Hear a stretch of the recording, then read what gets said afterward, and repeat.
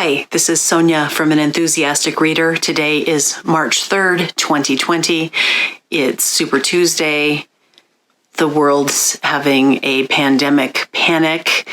The Dow, the stock market is plunging. We bought a bunch of toilet paper.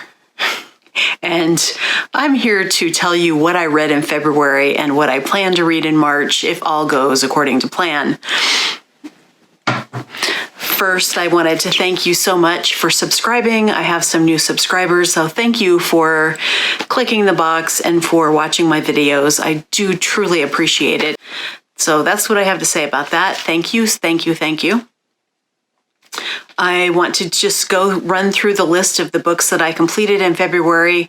I won't talk too much about them because I've talked about them in earlier videos, and if you've already seen that, I don't want you to have to hear about them too much twice, but I wrote them down in no particular order on this piece of scrap paper, so I'm going to read them in the order that they're written on here, not necessarily the order that I read them. So here we go. The first book on the list is Bring Up the Bodies by Hilary Mantel. This was a reread for me, and it was fantastic. It was such a great reread. I'd forgotten a lot of the details of the book. Of course, I knew what it was about. I knew how it was going to end, but it was just as much fun, if not more fun, the second time, going from beginning to end and getting all the details, understanding the pronouns, and just especially those last 50 pages where everything is culminating. Much the way I imagine many things culminate that we don't know about, and there's a rush to get things done before anyone has too much of a chance to think about the details of or the moral implications of what's being done. And that's what happened in Bring Up the Bodies. I cannot wait for the next installment of the Hilary Mantel Thomas Cromwell trilogy. Next on my list was Conviction by Denise Mina, and she's a Scottish crime writer. This is kind of a standalone story, not part of a series. I really enjoyed about a woman who has another identity. She's had to assume a new identity. She's married with children. She's listening to podcasts to deal with the stress of her failing marriage. And she hears about someone from her past. When she hears this, it sets off a huge chain reaction. And social media plays a big role in the crime story, which, it hasn't happened a lot. Or if it has, I haven't read it, so I thought this was a fresh take on a true crime or on a crime novel, and full of twists and turns and strong characters and tense moments and a lot of sadness. But I just truly enjoyed the spirit of it, so I would like to read more of her books in the future. We have The Giver of Stars by Jojo Moyes, and this is a story about an Appalachian pack mule library that is established from a fund by Eleanor Roosevelt as part of the Recovery Act after the Great Depression. And it's about a fish out of water English woman who isn't particularly loved by her family. She can't find a great prospect to marry in England. And so when this Kentuckian son of a coal mine baron comes there, she's swept away in the romance of the whole thing, and they marry without knowing each other well. That marriage is a disaster, and she needs some kind of a distraction. So she joins this library, and she has to ride horses and deal with the small minds of the people in the town and the morals of the elders and the statespeople of the town. And there are a lot of interesting characters. It's kind of played off with some humor, and there is a soap opera-ish quality to the whole thing. But overall, I enjoyed it, and it was a good book club pick. For Black History Month, I read If Beale Street Could Talk by James Baldwin. Talked about this a lot in a previous video, but I really enjoyed this love story / tragedy about this young couple in love, African-American in New York City, and the male in the relationship is wrongly convicted of rape, or he's not convicted, but he's accused of it, and then he goes to jail, and the whole rest of the novel is about she and her family and his family coming together to try to get him out of jail. And the girl is pregnant.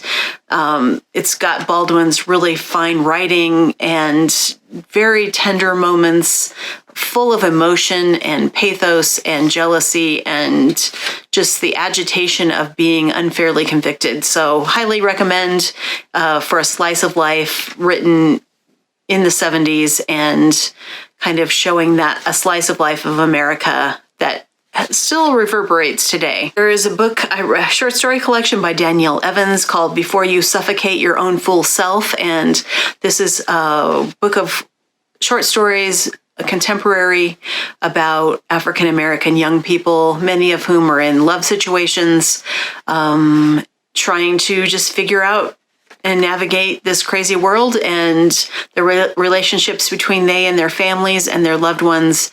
And all of them are flawed. They're fully rounded characters. And it was overall a pretty strong collection of stories. I read Gwendolyn Brooks's novella Maude Martha, which is written in the 1950s about a young girl into her marriage. So you see her over a period of years. It's about 100 pages long, so you can see that things move along quite quickly. She's a little girl at the beginning, noticing the world, trying to figure out how she fits in within the scope of her family and then the scope of her city, and then trying to find love and falling in love with the wrong person and getting married, and then just trying to figure out how she's going to get through life happy and still with her core, not childlike, but her sense of wonderment and beauty in the world intact. I read a book called Dear Edward by Anne Nepalitano. This is a story about a plane crash, and it really did not work for me on any level. I gave this book 3 stars. I did not like the structure of the book much. I didn't like the writing. Yeah, the characters were not fully rounded. It didn't work for me. If it worked for you, I'd like to hear why in the comments, but it just wasn't a book that I enjoyed at all. And I usually don't bash books, you know that.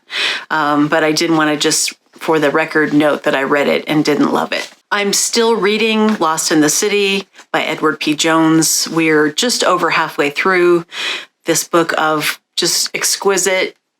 Now, these are short stories and writing about people that you can really get behind. I'm also reading Maybe You Should Talk to Someone by Lori Gottlieb. This is a nonfiction memoir about therapy, about the process of therapy. The woman who writes the book, Lori, is herself a therapist, and she is dumped by her boyfriend she thinks she's going to marry, and it sends her into therapy. And I don't know if you're like me, but if you like television, and I know a few of you do not like television, but a few of you do.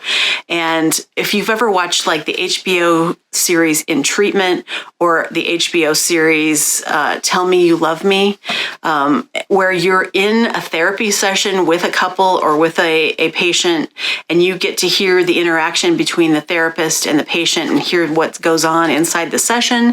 And then that therapist also goes to a therapist, and you also get to see inside that session, and you get to know the therapist as people, also as clinicians. And I don't know, I love that kind of thing. So this book really speaks to me to that level of me getting to be the fly on the wall in a very private encounter between two people as they talk out problems. And I love it. So this kind of gets me in that mode. So if you like any of those things, you might like this book. And I know a lot of people have already read this and liked it quite a bit. So I really think she has an authentic voice, and I'm really kind of invested in finding out if she gets over this boyfriend or not. I'm also reading for March of the Mammoths. I'm reading Daniel Deronda by George Elliot. This is so far, I'm only about 10% in, is the story of a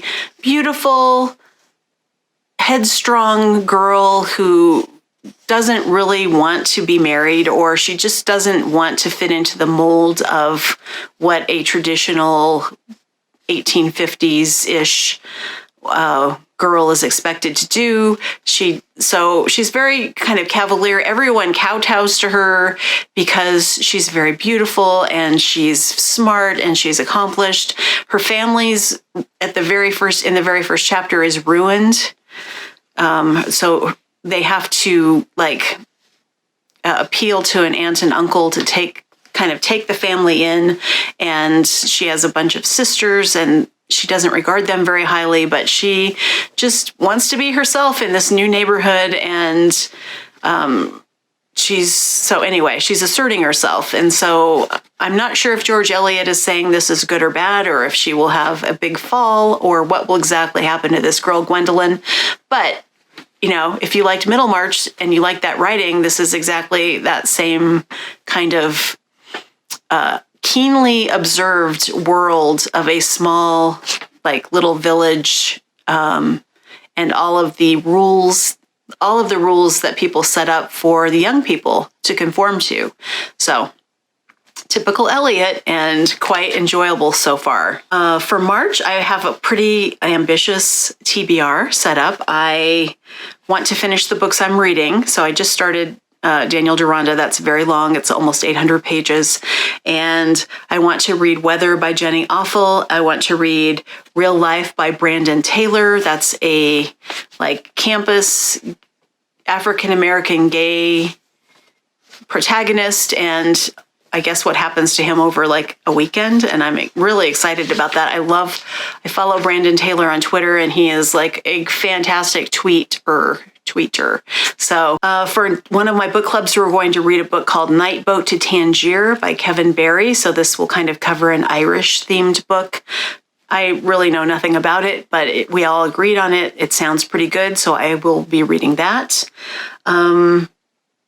I would like to read the next Louise Penny book. I started it and then I got off track and I never got more than about 5% in, but it's called The Beautiful Mystery, and it's apparently set in a monastery instead of just in Three Pines. So it's got a little bit of a, how on a sitcom, sometimes they'll have a bottle episode where they're just they're all locked in the storeroom. This is kind of that same feel to me. This is a bottle episode of a Louise Penny mystery. I still want to get to The Friend by Sigrid Nunez. I know I've been saying that for months, but it's sitting up there and I would like to get into it if we get to the end of March and I have time. And I also want to read Olive Again by Elizabeth Strout. And of course, when the new Hilary Mantel book comes through, and now I can't remember what, The Mirror and the Light, I believe it is called, I will be delving into that book too. So that's my plan for March. And what else? In book news, I would like to tell you that I reorganized my Goodreads shelves.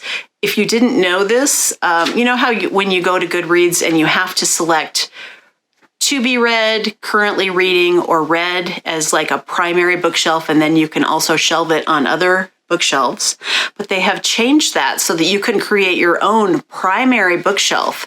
So instead of having a want to read and everything that you want to read gets all funneled into want to read, I created a whole bunch of shelves categorized by genre, so that if I feel like I want to read a mystery, now I can say mysteries to explore, memoirs to explore, nonfiction to explore, short stories to explore. And I have got it all categorized so that while I'm looking through books I have not read, I can easily go to Goodreads and see those just automatically categorized. And I love stuff like that. And I know there are some of you out there who would love doing that too. So explore the shelving changes that they have made, which I think are a bigger improvement to what they had before. And the last piece of good news that I have for you all is that Duck's Newburyport is now available as an audiobook. It's only 45 hours. Come on. If you can listen to it at 1.5 speed, and you could listen to it an hour a day for a month and you'd be done. It's, I honestly thought there's no way they'll ever make an audiobook out of this mammoth, and this is a mammoth, come on, book.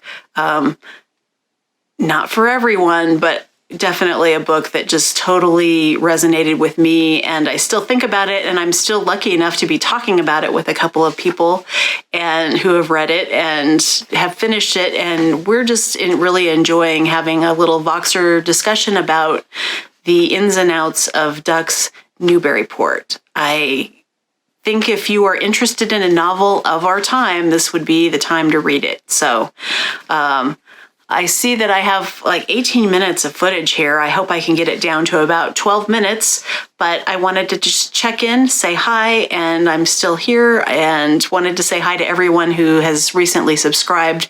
And thank you all for watching my channel, and I will see you in the next video. Bye.